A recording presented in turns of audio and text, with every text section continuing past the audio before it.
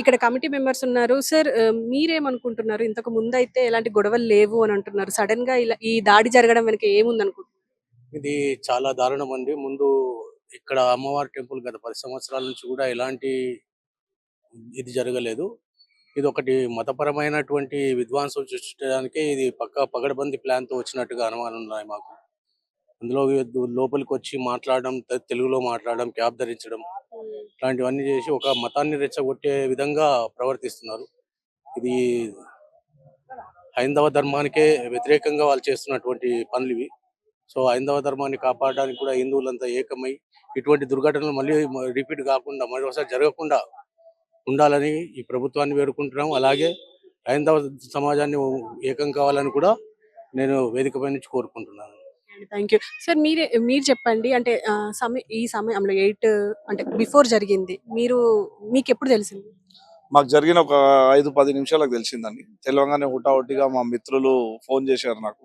Phone చేయగానే మేము యశోదాకి తీసుకొని వెళ్ళడం జరిగింది. యశోదలో వెళ్ళంగానే ఆయనకు అక్కడ ట్రీట్మెంట్ కూడా సరిగ్గా చేయడం లేదు వాళ్ళు. ఫస్ట్ ఏమైందంటే మామూలుగా ఏమైంది యశోదలో అంటే ఫస్ట్ వెళ్ళంగానే వాళ్ళు ఏం చేశారు, మామూలుగా ఎలా అయింది ఇది అంటే ఇట్లా గుర్తు తెలియని వ్యక్తి వచ్చి ఇట్లా గుడిలో దాడి చేయడం జరిగింది. అందు గురించి ఇట్లా అందరము అదే ఇట్లా తీసుకురావడం జరిగింది ఎమర్జెన్సీగా అంటూ మేము అప్పుడే పోలీస్‌కి కూడా కాల్ చేయడం జరుగుతుంది.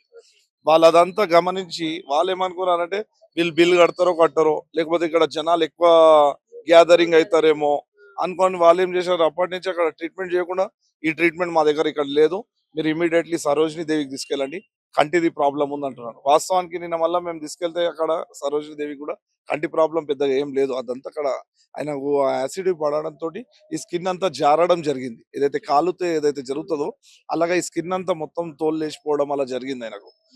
వాళ్ళు అక్కడ ట్రీట్మెంట్ చేయకుండా అక్కడ పబ్లిక్ గ్యాదరింగ్ ఎక్కువైతుంది అనేసి చెప్తున్నా. టోటల్ గా కమర్షియల్ గా ఆలోచిస్తున్నాయి ఈ కార్పొరేట్ ఏవైతే హాస్పిటల్స్ ఉన్నాయో, ఇది ప్రజలకు హెల్ప్ చేసే హాస్పిటల్స్ ఏం కావు ఇవన్నీ.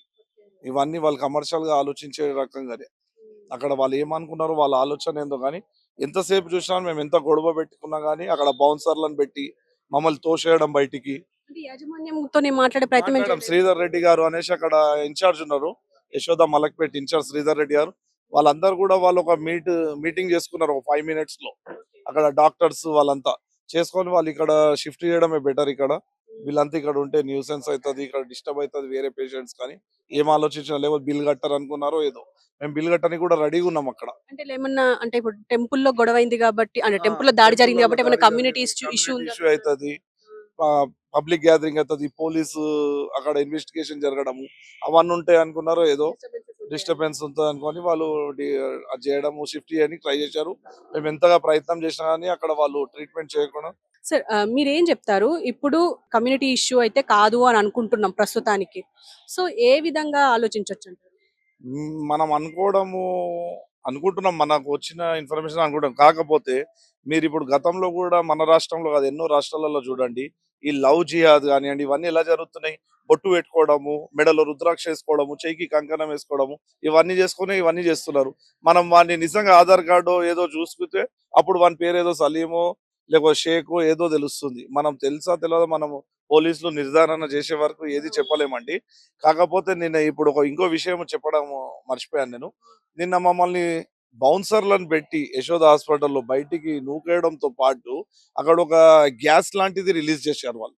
నేను ఇయ్యాలటి వరకు అది ఎక్కడ ఇనలేదు, చూడలేదు కూడా. నేను ఇన్నిసార్లు హాస్పిటల్స్కి వెళ్తూ ఉంటా కదా, మా గ్యాదరింగ్ అవుతున్న కొద్దికి మేము ఒక 5-6 మంది 10 మంది గ్యాదర్ అయ్యే వరకల్లా వాళ్ళు ఒక గ్యాస్ రిలీజ్ చేస్తే అందరికి కండ్లు మంట, దగ్గడము, శ్వాస తీసుకోనికి ఇబ్బంది అయ్యడం జరిగింది.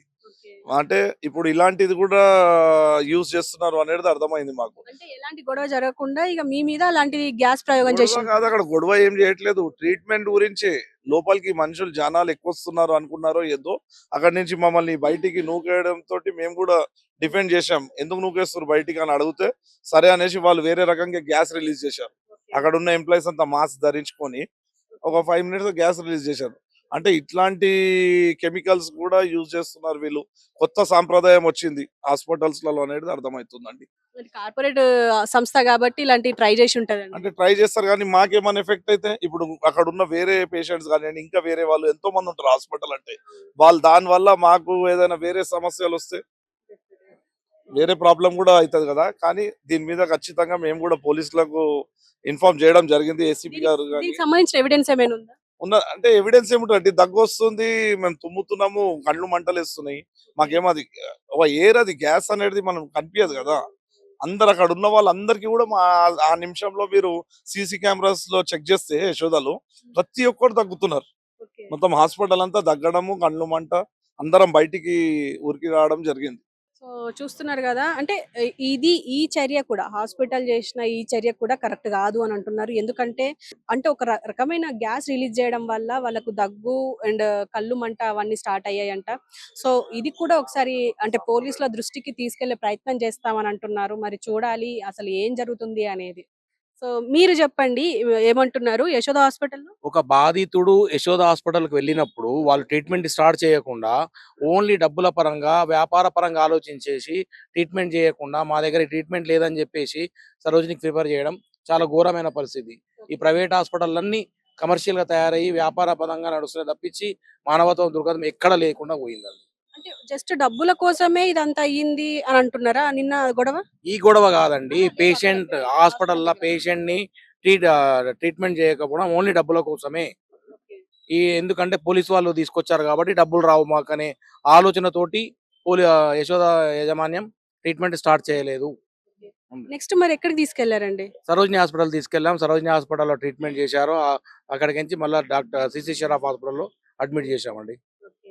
ఇప్పుడాయన పరిస్థితి ఎలా ఉంది? కొద్దిగా స్థిమితంగా ఉందండి. ఓకే. మాట్లాడుతున్నారా? మాట్లాడుతున్నారండి. ఓకే. సో చూసారు గదా! దాదాపు అంటే నిన్న 7:30 తర్వాత జరిగిన దాడి. ఈ ప్రస్తుతం ఇదే టెంపుల్‌లో నిన్న పూజలు నడుస్తుండే.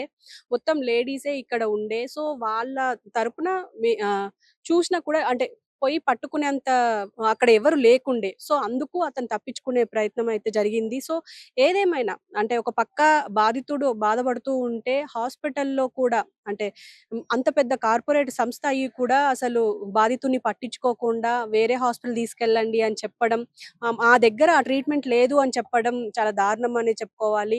పైగా డబ్బులు కట్టరేమో అని చెప్పి మళ్ళీ గ్యాదరింగ్స్ ఎక్కువైతాయని చెప్పేసి లేకపోతే ఏదో ఏదో డిస్టర్బెన్స్ అయితే అవుతాయని చెప్పేసి బౌన్సర్‌లను పెట్టి నూకేయడం కూడా ఇది దారుణమే.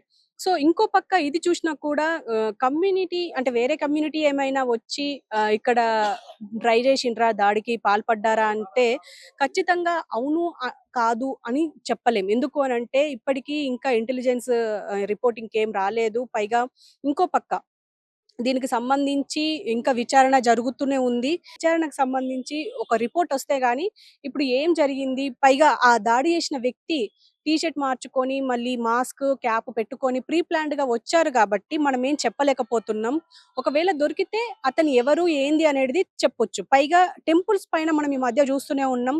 ఈ 1 ఇయర్‌లో 2024 నుంచి జరుగుతూనే ఉన్నాయి. అటు ముత్యాలమ్మ టెంపుల్ గాని, హనుమాన్ టెంపుల్ గాని, భూలక్ష్మి టెంపుల్ గాని ఇప్పుడు మళ్ళీ ఈ రోజు కూడా ఇదే టెంపుల్ మీద ఇలా టెంపుల్ల పైన దాడి జరగడం మీద కూడా మేము ఖండిస్తున్నామని అంటున్నారు. ఎందుకు అనంటే ఇంతకు ముందు వాడు పిచ్చోడనో, లేకపోతే ఇంకా వేరే కమ్యూనిటీ అనో, లేకపోతే పిచ్చోడు అని చెప్పేసి ముద్ర వేసేసి వాడిని పక్కకు తరిమేస్తున్నారు. సో ఇదంతా కరెక్ట్ గాదు. ఖచ్చితంగా దీని మీద యాక్షన్ తీసుకోవాలి. ఇంటెలిజెన్స్ కూడా దీని మీద ఒక కన్నేసి ఉంచాలి. హిందూ దేవాలయాల మీద దాడులు జరగడం కరెక్ట్ గాదు అని చెప్పేసి అంటున్నారు. ఎందుకు అంటే గోపి అనే వ్యక్తి గాని, ఈ టెంపుల్ గాని ఎలాంటి గొడవల్లో లేరు. అంటే టెంపుల్ కూడా గత 13 సంవత్సరాలుగా ఈ నిర్మాణం జరిగిన తర్వాత ఒక్క గొడవలో లేదు.